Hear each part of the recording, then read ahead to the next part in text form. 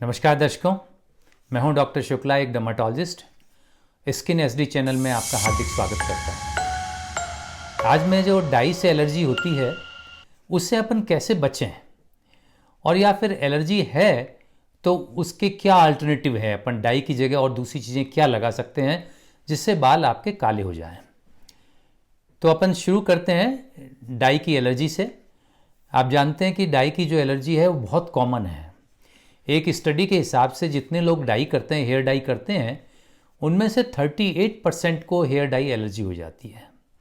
और जो hair dye allergy होती है वो कभी कभी बड़ी ख़तरनाक भी हो सकती है। वैसे तो हेयर डाई एलर्जी में आप जानते हैं क्या होता है कि लगाने के कुछ देर बाद या यहाँ तक कि 48 घंटे के अंदर या थोड़ा लेट भी स्किन पे वहाँ पे लालाई आ सकती है, खुजली आ सकती है, जलन हो सकती है, लाल दाने बन सकते हैं, पानी निकलना चालू हो सकता है।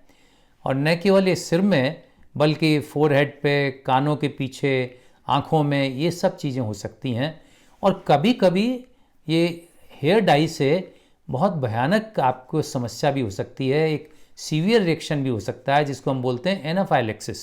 तो एनाफाइलेक्सिस से जान को खतरा भी हो सकता है। तो अब ये जानते हैं कि ये जो डाई से एलर्जी होती है ये क्यों होती है, इसका कारण क्या है। देखिए, डाई से एलर्जी होने का मेन जो कारण है वो है इसके केमिकल्स। इसमें बहुत सारे केमिकल्स पड़े होते हैं और उनमें जो सबसे कॉमन केमिकल है वो केमिकल है पीपीडी, पैराफिनाइलिन डाइअमीन। ये ज़्यादातर परमानेंट डाई और जो सेमी परमानेंट डाई है उन सब में पड़ा होता है। और जो कालापन आता है वो काला कलर, जितनी ज़्यादा पीपीडी पड़ी होगी उतना ही ज़्यादा उस डाई के अंदर कालापन आएगा आपको।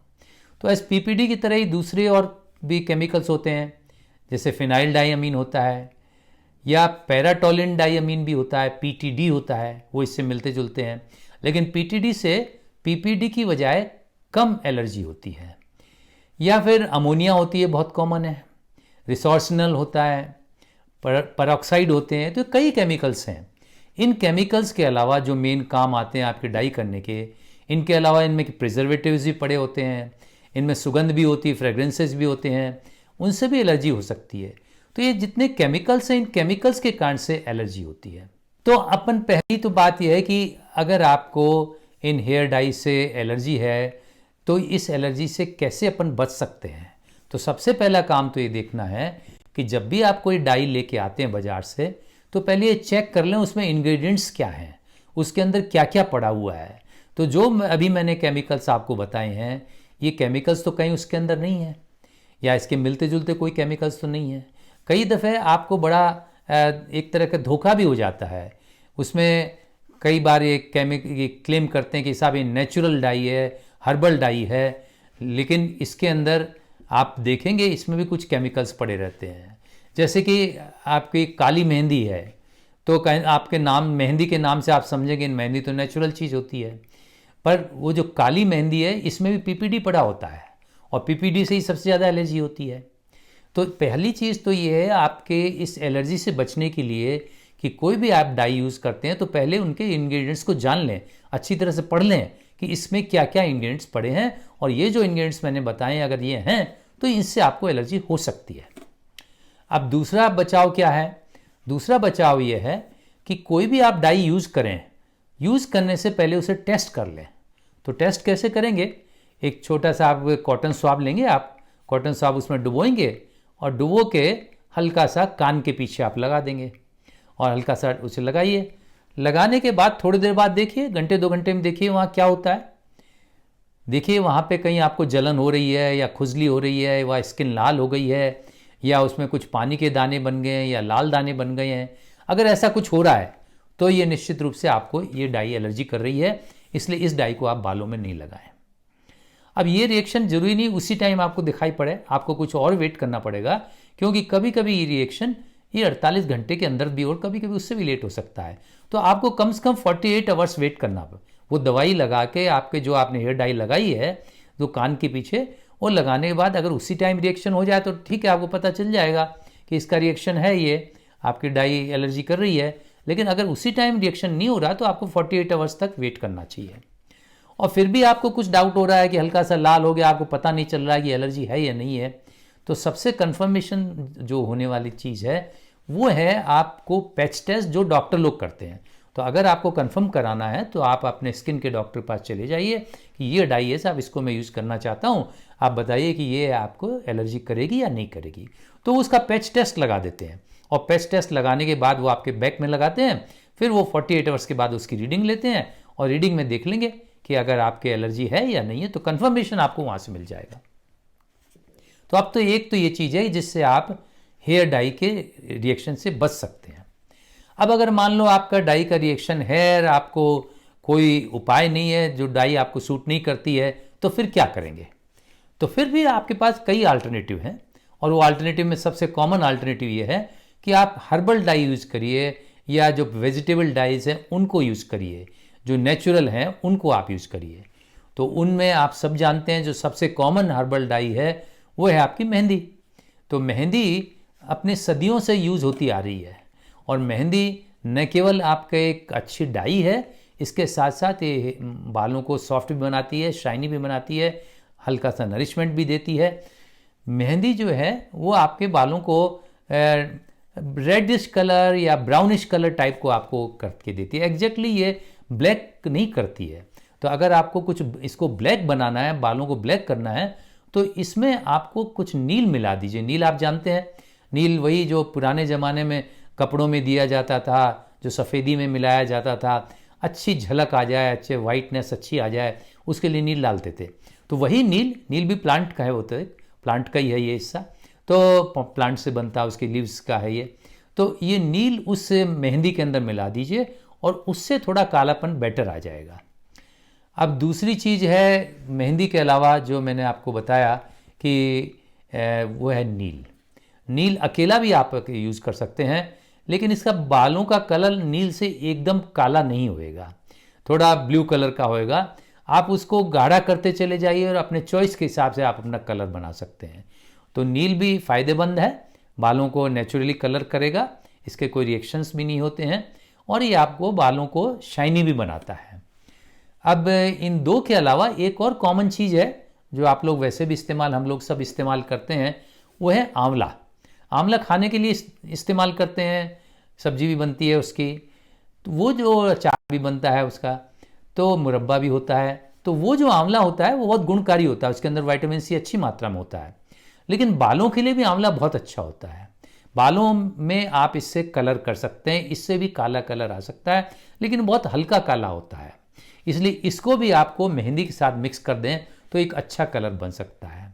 तो बाल भी आपके अच्छे होंगे, बालों को नरिशमेंट भी मिलेगा, और आपका कलर भी हो जाएगा। इन तीन चीज़ों के अलावा एक और नेचुरल चीज़ है जिससे आप बालों को काला कर सकते हैं, और वो होता है काला अखरोट। अखरोट जो होते हैं, जो अपन खाते हैं, अखरोट की गरी खाते हैं अपन, तो उसी अखरोट का जो शेल होता है, वो शेल को पीस के पाउडर बना के या उसकी भूसी बना के फिर उसको पानी में उबाल के फिर उस पानी को तैयार करके वो भी अपन बालों में करेंगे तो बालों में काला रंग आ जाएगा। तो ये ब्लैक अखरोट जो होता है, काला अखरोट होता है, उसको आपको इस्तेमाल करना है। लेकिन इसमें एक बात का ध्यान रखें कि ये ब्लैक के अखरोट की स्टेन भी, इसका रंग भी, धब्बे भी बहुत पड़ जाते हैं, तो आपके कपड़े भी ख़राब हो सकते हैं, आपके स्किन में भी, फेस पे भी कहीं भी लग सकता है।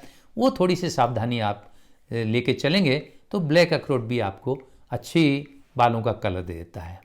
अब एक और चीज़ होती है जिसको हम बोलते हैं सेज, जिसको सवैया भी बोलते हैं, जिसको सुरमा जो आंखों में डाला जाता है, वो भी यही होता है। ये भी नेचुरल पत्ती होती हैं।